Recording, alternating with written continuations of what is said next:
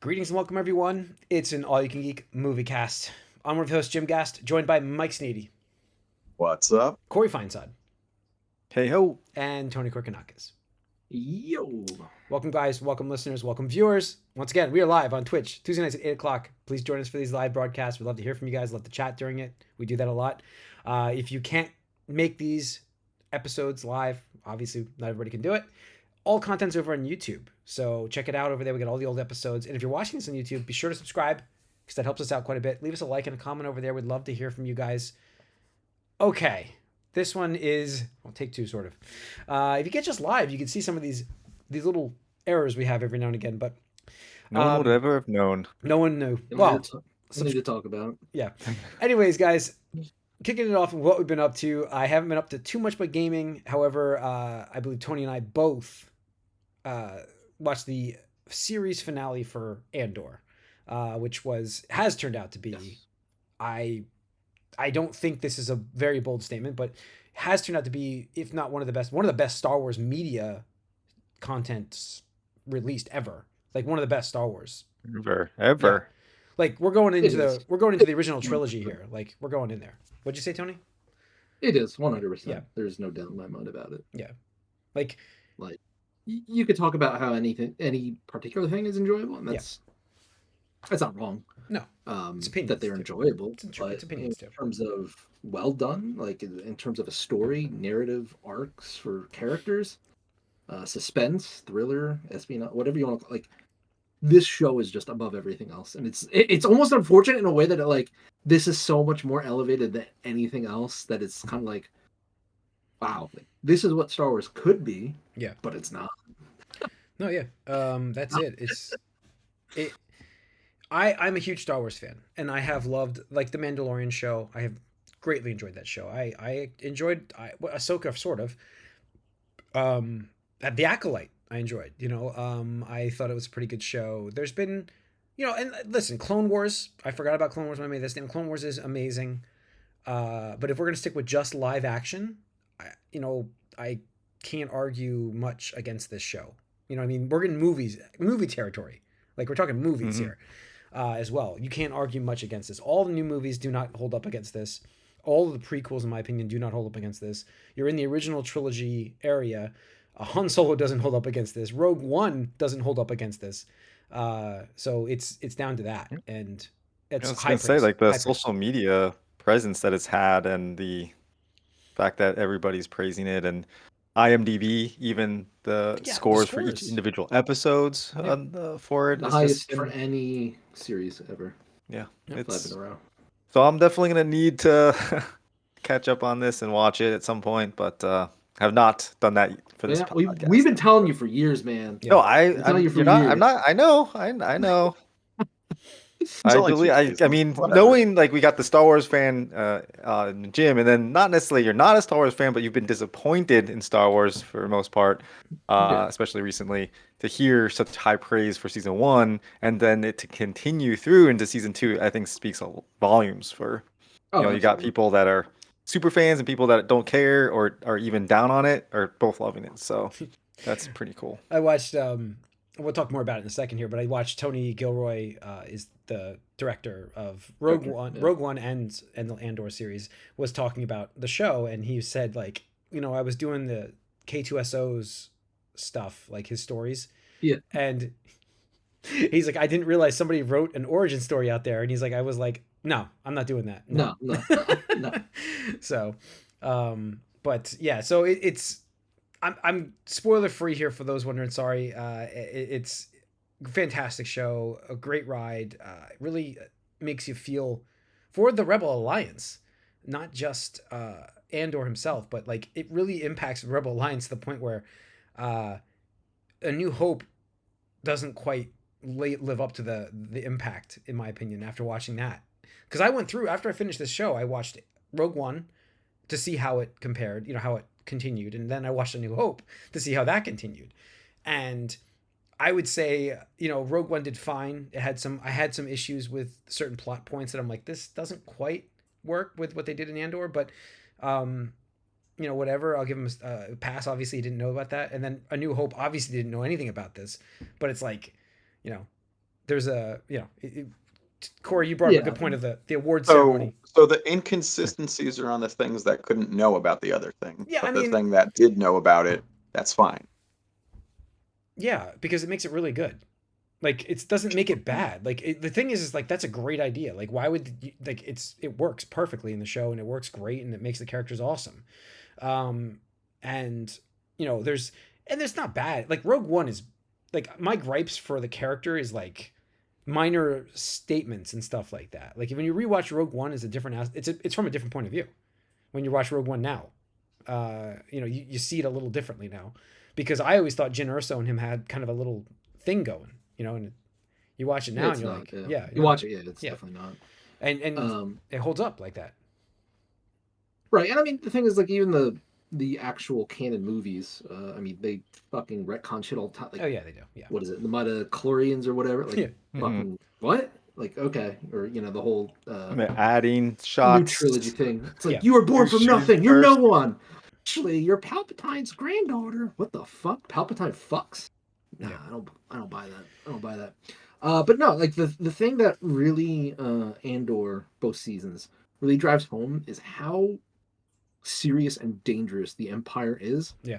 Because if you just view it strictly from like the beginning with A New Hope, you're like, these guys are fucking bumbling ass idiots. Like, how the fuck did they lose this war, right? Like, you had a Death Star planet, capable of destroying other planets, and it's like, oh, well, we didn't cover up this manhole, size thing, and, you shoot something down there, and it just blows. It's like, really? Like, nobody thought of this? But, like, they take that. I don't know if it's a plot inconsistency or like. Yeah, I think it works, It's what they- one of those what they movie say. sins. Yeah. I hate to cite movie sins or anything stupid like that. But you're like, holy shit! Like, okay, this works. And just the fact that the Empire, for people that are non-Jedi or non-Skywalker related, like they are not to be fucked with. Like, the ISB is absolutely ISB, terrifying yeah. from start to finish. Yeah, the ISBs. And the thing, to dabble lightly into like political stuff of today in the real world, I mean, it just goes to show how even they treat their own with like suspicion and distrust, and it's just like, And damn, like that and the propaganda machine. Like yeah, the propaganda that was machine part is of the whole thing. Yeah, it was crazy. It's insane. Well, I think so that's really, also part of it too. It's like I don't know anything about the Endar storyline or plot lines, but when you talk about like the one little weakness it has, like they probably had these designs and everything, and it's like, oh, well, they're overthinking it because they're just so overconfident on how Mhm. things have been going Yeah. for the past 20 years. It's yeah, like absolutely. like we're just dominating. Like who cares? Whatever, just leave it. It's an oversight. Well, Yeah. no one's gonna care about it. Doesn't No, matter. But they I mean, this was an incredible run, and I'm sad that Tony Gilroy sounds like he's not coming back to Star Wars. No, that's fun. Yeah. I honestly, He's done such a great prefer job. Go out on a dude. high He's note, done such man. a Better great go out. job. I'd love to see what he could It's do with perfect. somebody else. It's We said that about Taika with Ragnarok, and then look what we Yeah, got no, with Love and nope. Thunder. Yeah. Well, that was the same character. I'm saying something new. Something new. No, Sorry. basically just he came in while Filoni was riding his own high, jerking himself off to his fucking fan fiction that's now canon, and literally made this amazing show, 2 seasons of it, and just dropped the mic and just like, I'm out. Yeah. You know? No, Like moonwalk back out. Just, Yeah. I'm out. And we all thought it was a joke too when it was like Yeah, announced. not like when they're like Andor. I was like, what the fuck? Yeah, Who who gives a cares shit about about this? this Now I'm like, dude? Yeah. this is the best character. This Yeah. is the best storyline. Like, it's like, damn, okay. Yeah. And that's the sad part for me is like, I don't think anything Star Wars related thing will ever reach these highs. Like, it just, I can't see it. Yeah. Mhm. I have some issues that plot threads that never closed out, and Tony Gilroy Sure. even commented on that. He's like, listen, what we built was like in my mind exactly what I wanted to do. I'm sorry I didn't get to that. That's pretty much what he said. It was just matter of fact. So great show. Check it out. It's on Disney Plus. Totally worth a month subscription to it to watch it, and I would fully recommend that. That's it for me. What I've watched, I believe. Tony, anything else for you? No. Oh, by the way, Rogue One is like the #1 watched movie on Disney Plus right now. Yeah. So, Yeah. Makes sense. rejuvenation. Yeah. How popular Andor is. Yeah. Corey, anything for you? The Last of Us episode. There was some news. We'll talk. We can just mention it now. That The Oh, yeah. you know Mention it. the the showrunner is saying, no, we're not going to be able to fit this in 2 seasons. We're going to need a third, or for this fourth season to complete the second game story. And with how they're pacing this season, it's like that's obvious. Like, what are you talking about? Like, there's no way you're going to fit another season and close out what they're doing. Like, they had to skip around, and like you're putting not necessarily filler episodes in, but there's parts of the game that are breaks from what's going on because you need that just because you just a can't game. be doing certain things. Yeah. And so they put that in like as an episode, and just like this past episode was one of those, like, not necessarily a departure from the characters, but a departure from the story moving forward. Like where we ended last week's to this past week's, there's no progression because it's just a flashback, and you see the certain things that led up to the point that we got. But it is emotional, and it can tug at the heartstrings. And when you know the story and you know certain scenes, they do play them off pretty much scene for scene from the game. Yeah. And then there's conversations that happen that you're like this. I heard people were feels down on the way this episode portrayed some things compared to the game, without giving away any spoilers, obviously. Just, I guess there's more ambiguity in the game, and like there's less of that in the, because there's, hey, we're gonna spell some things out. No, for that's you, what I'm saying. and That's why it feels like they're rushing things, because in the game, obviously you have to have the gameplay moments that you're going through, but the story beats they're hitting without those gameplay moments. So it's like there's a gap that's getting cut out, and just kind of fitting these together, and it does feel rushed a bit, where you don't have that time to dwell on certain actions, or there are certain things that happen, and you don't have the time to kind of digest what's going on with some of the gameplay elements here. They just kind of force feed it to you a little bit. And there is a conversation that I think happens in this episode that doesn't happen so much later, and they add things as well. Like there's certain things in this episode that didn't happen in the game. But no, I'm not surprised they're gonna do more. Obviously, the money is a big draw. The money's a big draw. But Plus it's guaranteed. Like next week's the season finale, I think, right? So it's like next season's guaranteed. It's gonna be the other side perspective. I don't want to say too much. My thing, I'm trying to be vague. I watched somebody post a meme on Twitter though about like, I'm not gonna say the character, certain characters going someplace, and they just said, they just showed the picture of Breaking Bad where he's screaming out of the car, no. No. And they're saying this is my vibe so much. Yeah. In the game, you have certain sequences that are left up to imagination, where they just straight out tell you in the show. Got it. So I think they probably feel like people aren't as smart or whatever. I don't know. Do you think that them stretching this across 4 is kind of a Game of Thrones issue? Well, if they're only doing 7 episodes. Well, I'm just saying, like, are they trying to pull a Game of Thrones, where they're trying to let them get another game out for content? No. They're not even. I think they're definitely trying to buy time. Thank you. What? Buy time for Last of Us? Yeah. Part 2. No. I think Intergalactic's taking up all of their time. They're not going to have another Last of Us for like 5 or 6 years.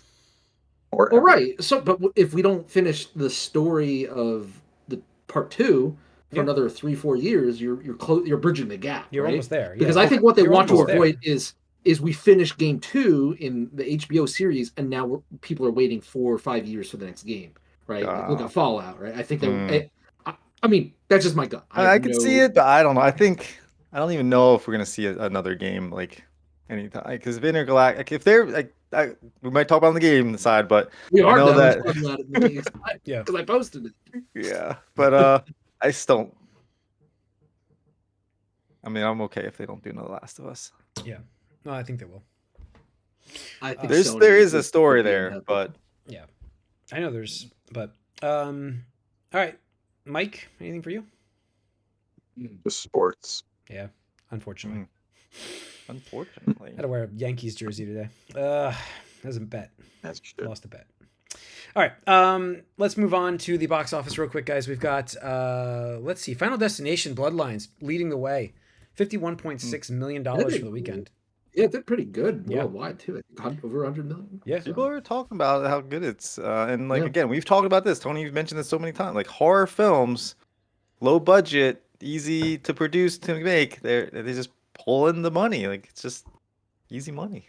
I mean, I don't know. Like, if I were a studio executive or I owned a smaller, studio like A24 or something like that, I would just be greenlighting any script, any horror script movie that I'm like, yeah, that's pretty good, right? Like, Yeah. Close enough. it looks Gotcha. good. Like, so many of them are just so good because I guess the expectations are lower for like people going, it's like, oh yeah, I heard that's a really good scary movie, and it's like, okay, like you're pretty likely to be satisfied versus like, oh, this is supposed to be an awesome action movie or whatever, a comedy. It's like, it's way more subjective than like, oh, was I scared? Like, there you go. I don't know. That's Yeah, my I think personal it's a feelings on lot it. easier to like swallow a movie that's not necessarily trying to throw all this crazy action at you or intellectual like Yeah, stimulation. It's stimulation. like Yeah, just like it's like, oh, just here, just watch some kids try to run away from a monster. That's fun, yep, or whatever it might be. Yeah. And you could have like four kids in a house with a monster, and it's like that's the entire thing. Like you don't have to yeah, go anywhere exactly. else. Like, and it's I mean, done. the prime And it's examples okay are if it's bad. It's yeah, like people want exactly, it to be bad exactly. Like sometimes. prime examples are Blair Witch Project and what was the house video surveillance footage one? They made like 8 of them after that. Paranormal Activity. Yes, Yeah, Paranormal Activity. paranormal I mean, activity. perfect examples. Like it's like Or those are Cloverfield. so super budget. Cloverfield. Yeah, Yeah. exactly. Cloverfield. They're making another one. Super low They're budget. making another Cloverfield Mhm. just like that. I saw that's happening. That's Yeah. awesome. I like that whole those films. I like them a lot. So I follow it, and I was like, oh, I'm actually happy to hear that because I like that. You're right. Like Mhm. I like that little like found footage kind of thing. I like it's a cool thing. I think like the horror fans also want them to be somewhat bad. Like they don't want high production. No, yeah, There's you can yes, be campy with a horror film. yeah, You Right. absolutely exactly. can. There's a certain appreciation for campiness, and I think that's been persistent since like the '80s, right? With Right. the Absolutely. Nightmare on Elm Yeah. Street and Friday the 13th and Yep. stuff like that. And Because like I, don't Halloween. know, I Yeah. just feel like yeah, exactly. I feel like people just appreciate practical I effects when it comes to that, yep. right? Like Hmm. just it's like, oh, like that's I really cool. think Like they made that blood look awesome, yeah, I mean, I think whatever. that's why Scream has done so well as a Hmm. franchise because they leaned into that quite a bit, Yeah. campiness. Yeah. Yep. But yeah, so that's number one. Thunderbolts number two crossed 300 million worldwide, a success for Disney and Marvel. As the budget was supposed to be like low 100s, low to mid 100s for this movie, and also that's that follows a line of what they're doing right now. So they're cutting budgets and they're making a successful film. So that's a good thing. But 328 for that worldwide right now for Thunderbolts, great movie. Just past Sinners though. Sinners is amazing because it's 242 domestic and only like 318 worldwide. But that is a hell of a number Yeah, for a perfect example we're yeah talking about. yeah. Was it $90 Um, million budget that one? Was it even that yeah. much? I don't even know it was that much. But yeah. So there's your top three. 2 horror movies and a Marvel. So, yeah, it's your box office. Opening this week is Lilo and Stitch. I mentioned that because, again, we were talking about budgets being reined in at Disney. That that movie's one's supposedly pretty low, like 100 100 million. million or 100 something. million. And that's what I was talking about. Like, it's a numbering game, and I think people just got out of control, especially right before Exactly. COVID. Exactly. And I think we talked about it literally on the podcast how it's like you have these movies that were approved for their budget years ago, correct? Because that's how industries work. It's like you get Yeah. a green light a year or two at the very least in advance, Yep. and so by the time markets shift, right, and especially box office when it's like, hey, you can't go to the movies when you're in fucking lockdown. You start seeing the dip there, and it's like, well, shit, we already approved a $200 million budget for this fucking Yeah. B tier movie, right? Look at a bunch of the Marvel stuff. It's like, well, too late to do anything about that. You just got to eat that loss. Yep. So, Yeah, no, absolutely. I think that's really what it was, and now it's reining them back in, and we're going to see more modest budgets, but it doesn't mean it's a bad movie. It just means right. modest budgets. Yeah. So And that's the thing. We talk about it all the time in Gamecast, and we'll talk about it again tonight with certain executives' public commentary. Yep. Oh, that's true. All right. Let's get into news. Let's talk. Let's see. Let's talk that one already. Batman 2. The Batman 2. Apparently, the script is actually almost done. Full script is Bullshit. expected to be sent to DC this Bullshit. month. This month. Oh shit. Sounds like Okay. some typical DC news where it's one way one week and then the exact opposite the next week. So We Yeah, shall jump. see. We have another Classic, week. Don't listen to classic it. Warner Who Brothers cares? DC. We still have a week for this month, so more than a week, but we shall see what happens here. I hope it's almost done because we also got a trailer for Superman. The new trailer dropped. The full trailer dropped for Superman, and I'm excited. I absolutely like the score. I love what they're doing, like just playing homage to Redoing. the John Williams. It's iconic. Make it iconic again and You refresh it. What? it's like it's so prescribed. It's like let's do the old theme but slow it down and make it even more dramatic. Like it's exactly what you'd expect to be in a trailer for this now. Yeah. I mean, I think it works great for it. That's what I'm saying. Like, I think it works great. And yeah, I hope the movie's good. I think it looks really good.